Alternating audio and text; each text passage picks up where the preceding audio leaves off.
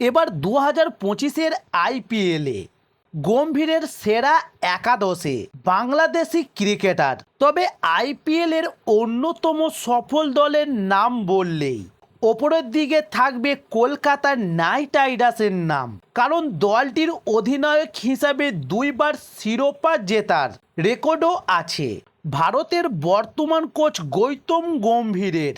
তবে এবার আইপিএলে খেলা সতীর্থদের মাঝ থেকে সেরা একাদশ বেছে নিলেন এই সাবেক ক্রিকেটার, যেখানে সুযোগ পেয়েছে এক বাংলাদেশি ক্রিকেটারও। তবে সাম্প্রতিক ভারতের একটি জনপ্রিয় ক্রিকেট ম্যাগাজিনে দেওয়া সাক্ষাৎকারে গম্ভীর তার আইপিএলের সর্বকালের সেরা একাদশ বেছে নেন। তবে সেই একাদশে সর্বোচ্চ 4 বিদেশি ক্রিকেটার রাখার নিয়ম থাকলেও গম্ভীর তার দলে 6 জন বিদেশিকে অন্তর্ভুক্ত করলেন। তবে গম্ভীর নিজে একজন ব্যাটার হিসাবে তার একাদশে রয়েছেন এবং অন্যদিকে ব্যাটার হিসাবে আছেন ভারতের সাবেক ওপেনার রবিন উথপ্পা এবং 3 নম্বরে রাখা হয়েছে বর্তমান দলের ক্রিকেটার সূর্যকুমার যাদবকে।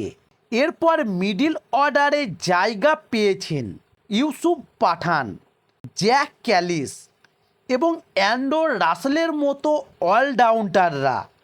তবে তাদের সঙ্গে আছেন বাংলাদেশি অলরাউন্ডার সাকিবুল হাসান। তবে সাকিবকে নিজের দলের একজন গুরুত্বপূর্ণ অলরাউন্ডার হিসাবে রেখেছেন গম্ভীর। তবে অন্যদিকে পিন আক্রমণে ভরপুর এই দলে সাকিবের সাথে আরও আছেন যেমন সুনীল নারিন এবং পীযূষ চাওলা, এবং বোলিং আক্রমণের নেতৃত্ব দেবেন দক্ষিণ আফ্রিকার ফাস্ট বোলার মনি মার্কেল।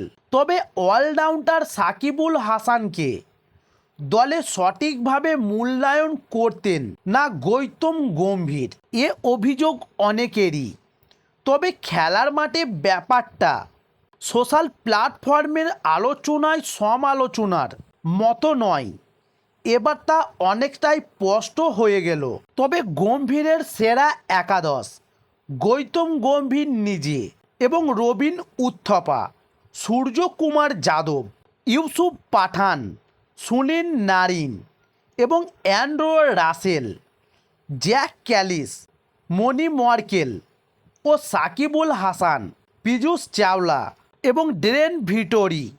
তো দর্শক বন্ধুরা, এই ছিল আজকের নিউজ। এই ধরনের খেলার আরও নিত্য নতুন ভিডিও পেতে চাইলে আমাদের চ্যানেলে নতুন হলে চ্যানেলটি সাবস্ক্রাইব করে সঙ্গে থাকুন। নমস্কার।